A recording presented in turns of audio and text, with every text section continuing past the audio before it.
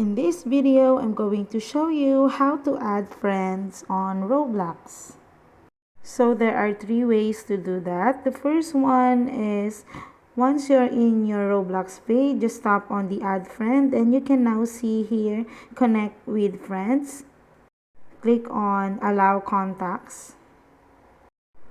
And then you can now start inviting your friends.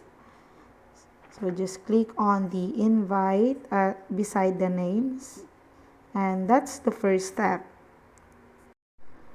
So the second step is click on the add friend again, and then you can see here the option share QR code.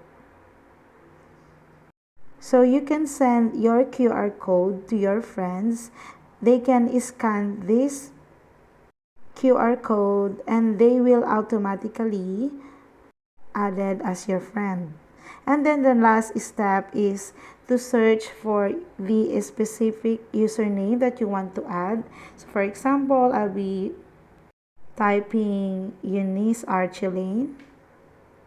So as you can see here, there's a person icon plus. So just go ahead and click that one and wait for that person to accept your friend request.